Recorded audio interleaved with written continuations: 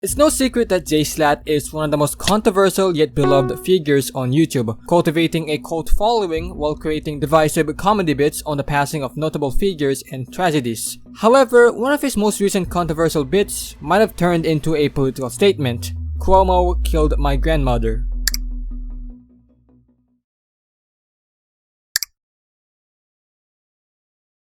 Like any other teenager who played video games and stumbled upon YouTube in the early 2010s, wouldn't it be cool if I made my own videos? Our journey begins in 2010. Inspired by a mix of Call of Duty commentaries and Freddie W. short films, I decided with my best friend, hey, let's run around and kill each other on camera. Jschlatt started making videos on YouTube in 2010, recreating Call of Duty recordings into real-life Nerf battles with his friends. During this time, Jschlatt became more and more interested in video editing and making comedy videos. The comedic timing was better, the production was better, and at the end of that phase, I learned how to edit and condense conversations and funny moments into semi-palatable content.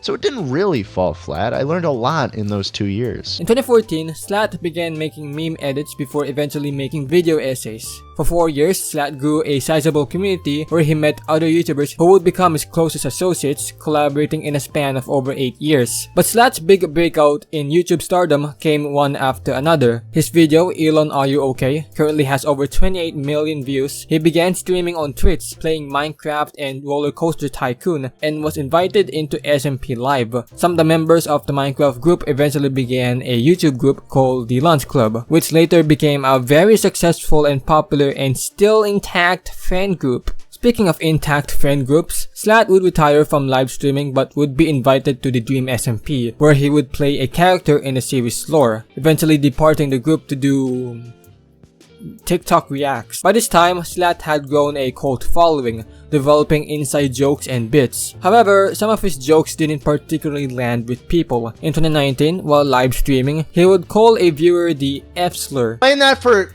how many people are watching right now? 330, Sky? Go fuck yourself. I'm sorry, I had to tell him off. I'm sorry. Later commenting that he could say the slur because he was gay. In 2021, Jschlatt was criticized for one of his thumbnails containing blackface. While he wasn't the one who drew the image, many still started targeting Jschlatt, resulting in him changing the thumbnail. This isn't really the only time he has been called a racist, or a sexist, or a homophobe. There is a lot to unpack when it comes to Jschlatt's behavior on Twitter and the reaction from people, going as far as even faking Discord messages of Jschlatt, painting him as a terrible person. While some of these claims are definitely fucking reaching, there are cases where he doesn't make himself look the best on purpose, such as guessing when notable figures will die and getting it vaguely right. Joking about tragedies, in many of his videos, he portrays himself as a stereotypical New Yorker, somewhat Republican, gun-loving, money-hungry douchebag, and keeps on joking about offensive shit. So how and why did the New York Times call him a comfort streamer? What many 2021 Twitter users did not acknowledge was the fact that he is playing a character. I hope so. You never know. Besides a few crumbs of information, Jschlatt is very good at hiding any trace of his real identity. Almost nobody on the internet is even sure what the J in Jschlatt even means. Is it Joshua Jschlatt, Jimmy Jschlatt, Jihenki Jschlatt? Many parts of his life are still up in question. Basically, no real fan of Jschlatt even knows anything about his true identity. And that is a part of the charm Jschlatt has. He fucks around. He never preaches or instructs his viewers to believe or laugh at his jokes. He plays them, almost mockingly, portraying a person who can be both intimidating and humorous at the same time, which inspires others to do the same. Escape from their real selves and situations. Have the space just freely to do whatever you want without shame. Yes, that's what makes him uncancelable. Nobody really gives him any flack for his jokes because they know it is just a bit. And while Jschlatt may have given his viewers an escape from reality, the reason why Jschlatt started doing YouTube was because it was his way of coping with things. I was going through a crappy time in high school. I moved to a new one and fell out of contact with a lot of old friends, so I didn't have anyone to game with anymore, and I needed an outlet.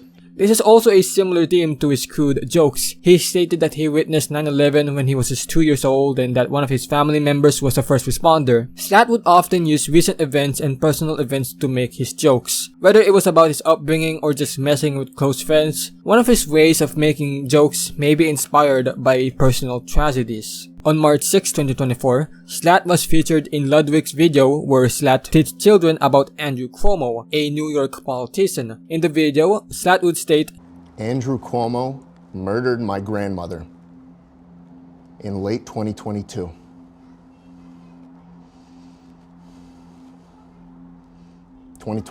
Actually. Why would a popular politician kill Jschlatt's grandmother? Well, in 2020, Andrew Cuomo was the governor of New York.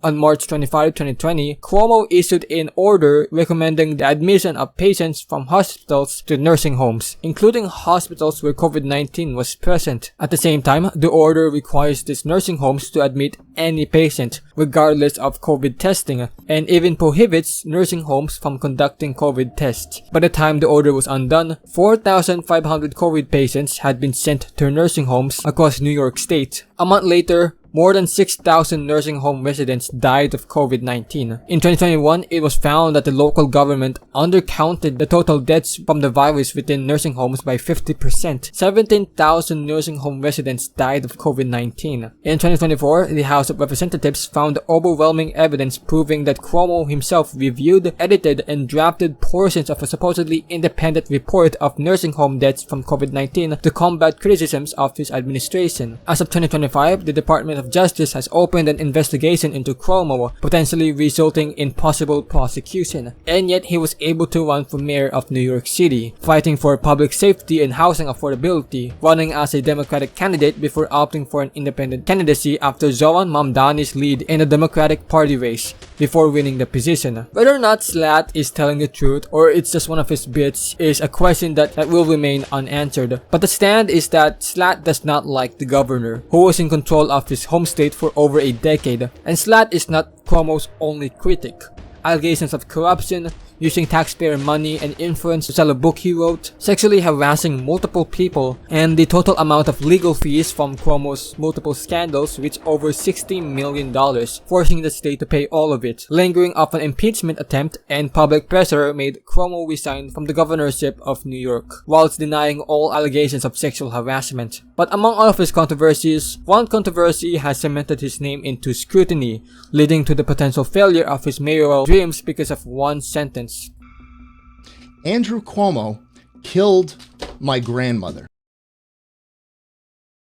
Cuomo's critics have too much dirt on him, and it's all his fault. A legacy as a disgraced governor of New York, now trying to grab his last chance in power, may not even come into fruition because of his own legacy. And many of Cuomo's social media posts and videos in the sea of comments remain, Cuomo killed my grandmother. On November 4, 2025, the New York City mayoral election will begin, and only time will tell who will become the next mayor of New York City. But what stands is that many do not want Andrew Cuomo back in office.